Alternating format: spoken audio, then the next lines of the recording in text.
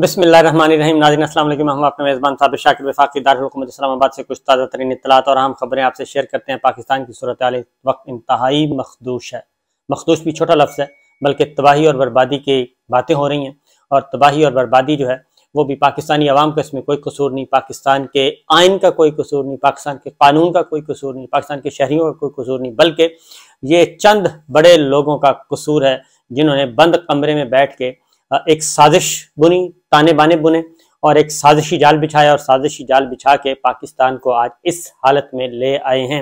ये बात हम बार बार इसलिए कहते हैं क्योंकि ये एहसास हम दिलाते रहेंगे और ये पाकिस्तानी अवाम को भी इस बात का अंदाज़ा होना चाहिए, पाकिस्तान दुनिया को भी इस बात का अंदाज़ा होना चाहिए। और ख़ास तौर पे ये पॉलिटिकल प्लेयर्स हैं, ये इंतहाई परले दर्जे के इंतहाई बेवकूफ़ लोग हैं जिनकी अकल पे उस वक्त पर्दा पड़ जाता है जब ये सिर्फ और सिर्फ देखते हैं कि बस इख्तदार के बगैर चंद दिन भी ना गुजरें, अगर ये रूल्स ऑफ गेम्स तय कर लें और रूल्स ऑफ बिजनेस तय कर लें और आइन और कानून के मुताबिक चलने की कोशिश करें तो हर किसी की बारी जो है वो अपने वक्त मुकर्रर पर आ ही जानी है। और इलेक्शन जब भी होते हैं उसमें जो पार्टी सही काम नहीं करती उसको मौका मिलता है, दूसरी पार्टी को मौका मिलता है, उसकी छुट्टी अवाम करवा देते हैं। ये पूरी दुनिया में एक प्रैक्टिस चली आ रही है। लेकिन पाकिस्तान में जो हमारे पॉलिटिकल प्लेयर्स हैं वो ऐसे को बेसब्रे हैं कि ये बस अपनी पाँव पे कुल्हाड़ियाँ खुद मारते हैं। और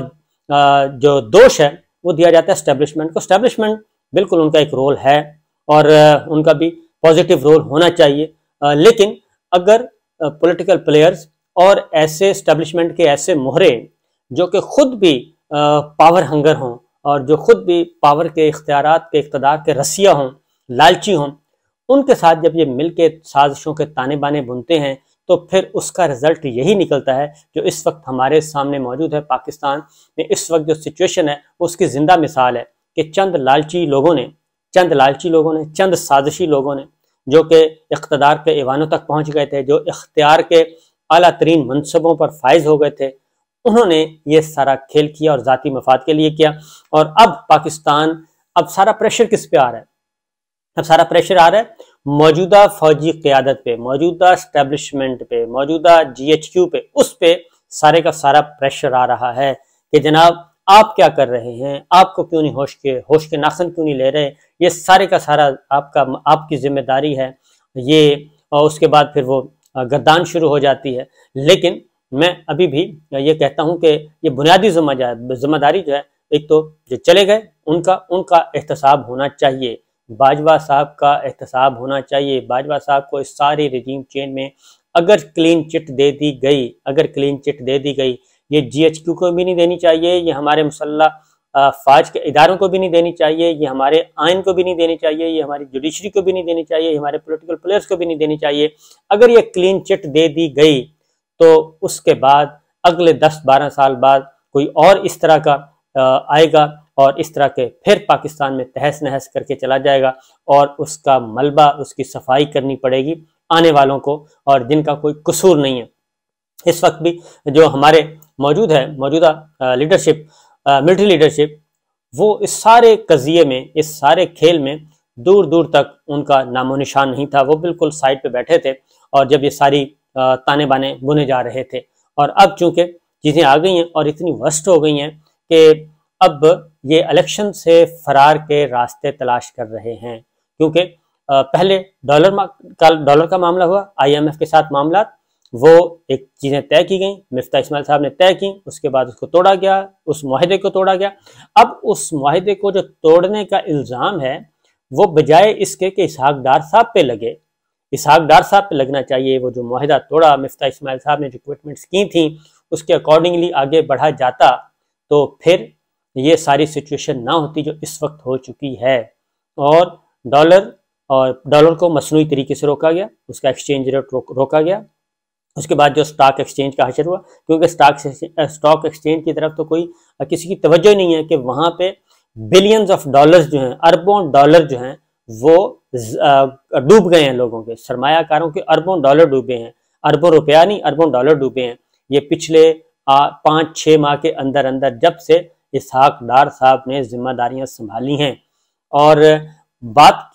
कहाँ जाती है बात, वो पुराने इमरान खान साहब पे ले जाई जाती है 9 और 10 अप्रैल से पहले की सिचुएशन की, वो बर्बाद करके गए हैं 3 सालों में। हालांकि बर्बाद तो किया भाई इसहाक डार साहब ने। मिफ्ता इस्माइल साहब चीख चीख कर शोर मचा रहे हैं, पुकार रहे हैं, चीखो पुकार कर रहे हैं, हर टीवी टॉक शो में जाके बोलते हैं कि ये डार साहब को बताते रहे, वो मुसलसल बताते रहे, और उसका असर ये हुआ कि मिफ्ता इस्माइल को ही शोकाज नोटिस जारी कर दिया गया और उनका पार्टी से बोरिया बिस्तर गोल करके उनको कहा गया कि जी इसको तो अब पता नहीं मिफ्ता इस्माइल साहब पे कब एक नई उस्ताद आन पड़ेगी, क्योंकि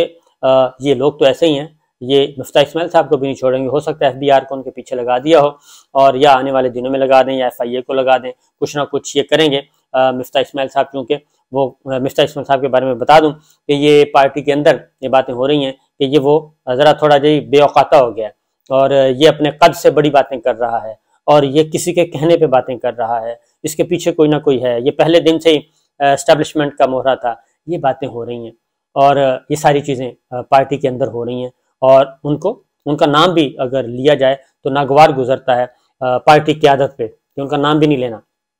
इसलिए वो ज़ुबैर साहब ने एक गलती की थी और ज़ुबैर साहब ने भी अपने अल्फाज फिर वापस लेना पड़े कि भाई जल्दी जल्दी अल्फाज वापस लें, क्योंकि जो फैमिली के बारे में कोई बात नहीं करेगा, यानी कि शरीफ फैमिली, उनके रिश्तेदार, फिर उनके रिश्तेदार, उनके बारे में कोई बात नहीं करेगा और इसलिए उस पर आपके होंठ खामोश होने चाहिए, चुप होने चाहिए। ये चीज़ें चल रही हैं जी। लेकिन अब हो क्या रहा है, पेट्रोल आपको पता ही है पेट्रोल के साथ क्या हुआ, और रातों रात ये बड़े बड़े फेंके गए हैं, बारूद फेंका गया और हर आदमी पे, हर गरीब आदमी पे बारूद फेंका गया। अभी और आना है, अभी तो कुछ भी नहीं हुआ। अभी तो एक रात 2 रातों में सिर्फ 4000 अरब रुपए का कर्जा बढ़ा है पाकिस्तान पे, और उसके बाद पेट्रोल 35 रुपये फी लीटर, डीजल 35 रुपये फी लीटर, मिट्टी का तेल 190 रुपये फी लीटर, ये हो गया है। और इजाफा हुआ है 35 रुपये फी लीटर डीजल में इजाफा हुआ है, 250 रुपये पे हो गया, 262 रुपये पे हो गया और 190 रुपये पे हो गया ये 1 लीटर का। तो ये तो अभी शुरुआत है, और शुरुआत इसलिए है कि अभी उसके बाद कहा जाता है जी कि अब ये एक नई बात हो रही है कि इसहाक डार साहब पे अगर कोई सवाल करे, क्योंकि वो उनकी फैमिली के मेंबर हैं और बहुत सारे राजों से वाकफ़ हैं, उनके बारे में सवाल करें वो कहते हैं नहीं उन्होंने रेस्ट बहुत किया, मज़ाहमत बहुत की है, वो मज़ाहमत करते रहे हैं। मज़ाहमत के बदले में पाकिस्तान 4000 अरब रुपए का मकरूज हो गया और पेट्रोलियम प्राइसेस रातों रात बढ़ गई, 3 दिन पहले बढ़ानी पड़ गई और मार्केट से पेट्रोल गायब। और ये पता है क्यों किया 3 दिन पहले? किसी की समझ में नहीं आ रही। ये इसलिए किया है कि अंदर कार्टल्स को पता चल जाता है कि जनाब ये हो रहा है। ये इतला मिल गई 3 दिन पहले कि 1 फरवरी से जो फ्यूल है, IMF की डिमांड IMF की आ गई है, उन्होंने कनपट्टी पे रख दिया पिस्तौल और उन्होंने कहा इसको भी बढ़ाओ, और वो 1 फरवरी को बढ़ाना था, यानी कि 31 जनवरी को बढ़ाना था, और मार्केट को पता चल गया और उन्होंने उससे पहले ही किल्लत पैदा कर दी और पेट्रोल पंप बंद करके भाग गए। और अगर ये कल रात ये इजाफा ना करते तो आज जो पहिया जाम हो जाना था मुल्क में, क्योंकि फ्यूल किसी ने नहीं बेचना था। उनको पता था कि 35 रुपये फी लीटर बढ़ रहा है, तो कौन छोड़ता है? लाखों लीटर जो हैं वो उन्होंने स्टोर किया होता है, लिहाजा इनको 3 दिन पहले ही अनाउंस करना पड़ा, क्योंकि उसके बाद फ्यूल भी नहीं मिलना था। तो ये एक अजीब व गरीब किस्म का खेल खेला जा रहा है और बताया जाता है जी डॉलर्स 60-70 करोड़ डॉलर फी महीना अफगानिस्तान स्मगल हो गया। आप ये देखें कि ये क्या इनकी गवर्नेंस कैसी है, और फिर जहाज़ों के जरिए और लॉन्चों के जरिए कितना क्या कोई पता नहीं है। तो ये सब कुछ हो रहा है, लेकिन इस सारी सूरत हाल में बर्बादी तो हो गई है पाकिस्तान की और पाकिस्तान के अवाम की, लेकिन ये लोग फिर भी इख्तदार छोड़ने के लिए तैयार नहीं है, ना आइनी तरीके से, ना कानूनी तरीके से, ना अदालती फैसलों के नतीजे में, बल्कि ये कहते हैं, क्योंकि ये सारा क्राइसिस क्यों पैदा हुआ? ये क्राइसिस इसलिए पैदा हुआ कि जब पंजाब गवर्नमेंट जिद चल रही थी कि जी पंजाब गवर्नमेंट हमें चाहिए, हर सूरत में पंजाब गवर्नमेंट चाहिए। वो जब चौधरी परवेज़ इलाही साहब ने मैदान मारा और ये हार गए, हमजा शहबाज साहब की छुट्टी हुई, तब से ये लड़ाई शुरू हुई है। तब से ये लड़ाई शुरू हुई है कि पंजाब हमें वापस दें, उसके बाद हम कुछ करेंगे। जब भी बात की जाती थी वो कहते थे कि पहले हमें ये गारंटी दें कि हमने कंटिन्यू करना है, तो ये गारंटी देते थे और उसके बाद फिर ये 29 नवंबर से पहले, अभी तो ये 2 महीने तो ये गुजर गए, 29 नवंबर से पहले तो खेल ही कुछ और था ना। वो तो कोई और ही प्लान था 29 नवंबर से पहले पहले। तो इसलिए ये सारे का सारा पिछले 4 महीनों से ये जो सारा सत्यानाश हुआ है और 9-10 अप्रैल से ये सिलसिला शुरू हुआ, तो पाकिस्तान की बर्बादी के नौजुबिल्ला खुदा ना खास्ता किस्से और हैं जी वो चर्चे हैं इस वक्त, और दुश्मन मुल्क जो हैं वो हमारे हंस रहे हैं और सारी चीज़ें मजाक उड़ाते हैं हमारा। आप उनका ज़रा मीडिया देखें हमारे पड़ोसी मुल्कों का कि वो क्या कर रहे हैं, पड़ोसी मुल्क हमारे बारे में क्या कह रहे हैं और ये सारी चीज़ें। तो बहरहाल इनका इलेक्शन करवाने का कोई इरादा नहीं है, और अभी भी ये सारे का सारा प्रेशर, मैं बार बार कह रहा हूँ कि आज नहीं तो कल जो सारे का सारा प्रेशर है हमारी मिलिट्री लीडरशिप पे आ चुका है, और ये मजीद आएगा, हमारी इस्टेब्लिशमेंट पे आएगा, मिलिट्री लीडरशिप पे आएगा, क्योंकि वो कहते हैं कि जनाब जिन्होंने करना था वो तो करके जा चुके, अब सारे का सारा प्रेशर आप पे, आप आगे जाएं, आप पीछे हटें, कुछ भी करें, इल्ज़ाम आप पे भी आएगा, प्रेशर भी आप पे आएगा, और इन्होंने करना है ये सारा बाय डिज़ाइन करेंगे कि इतना फर्स्ट क्रिएट कर दें, इतनी सूरत हाल ख़राब कर दें कि वो खुद आके कहें कि जनाब आप छुट्टी करें। हालांकि मेरी इत्तला के मुताबिक इनको घर चले जाना चाहिए, और ये इसहाक डार साहब को भी अंदाज़ा है कि वो जो कुछ कर रहे हैं, और मियाँ साहब को भी अंदाज़ा है, मुस्लिम लीग नवाज़ को भी पता है, लेकिन इस सारी सूरत हाल में जो सबसे ज़्यादा इंजॉय कर रहे हैं और सबसे ज़्यादा महफूज हैं वो हैं आसिफ अली जरदारी साहब, पाकिस्तान पीपल्स पार्टी। वो आहिस्ता आहिस्ता अपने हदफ की तरफ बढ़ रही है, और मुस्लिम लीग नवाज़ और शरीफ फैमिली का धड़न तख्ता हो रहा है। और वो कहते हैं कि वो प्लानिंग तो ये थी कि इमरान खान पे वो कहते हैं सुर्ख निशान लगा दिया गया है, कभी कहते हैं कांटा लगा दिया गया है, कभी कहते हैं रेड निशान लगा दिया गया है, तो रेड लाइन लगा दी गई है। तो ये हकीकत में जो इनके सारे अपने करतूत हैं, अपनी इनकी कारकर्दगी है 9 से 10 अप्रैल से लेके आज तक 10 महीनों की, ये सारे का सारा अपने ही बोझ तले ये नीचे गिरते जा रहे हैं। इसलिए इनका प्लान यही बना कि दोनों असम्बलियों के इंतखाबात मुलतवी करवाएंगे, हम उधर नहीं जाएंगे, और कौमी असम्बली के इलेक्शन के साथ उस तरफ बढ़ा जाएगा, और कौमी असम्बली का इलेक्शन होना अक्टूबर में, उससे पहले हम इलेक्शन नहीं करवाने। अब ये अपने तौर पे इस पे कर रहे हैं। पीपल्स पार्टी जरदारी साहब चाहते हैं जितना ये ज़्यादा गंदे होते हैं उतना होते रहें, क्योंकि प्राइम मिनिस्टर उनका,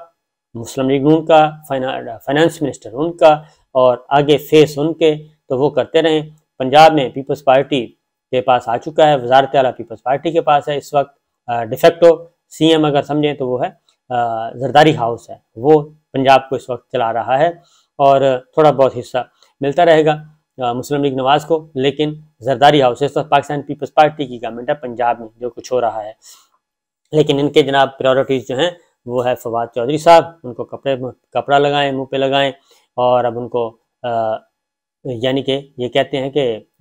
ये राना सनाउल्लाह साहब कह गए हैं कि जी मैंने तो इंक्वायरी की है और मैंने तो कहा है कि ऐसा ना करें, लेकिन पता नहीं ऐसा क्यों हो रहा है, ऐसा नहीं होना चाहिए। तो ये सारे के सारे इल्ज़ामात, तीर, सब कुछ उधर किए जा रहे हैं और उन्हीं को निशाना बनाया जा रहा है। अब हमारी मिलिट्री लीडरशिप की सोचने की बात है कि इनके साथ कैसे इनका वजन उठाएंगे वो, क्योंकि इन्होंने धड़ाम से गिरना ही गिरना है, और इनके गिरने से अपने आप को बचाना चाहिए। इजाज़त दीजिए, अल्लाह हाफिज़।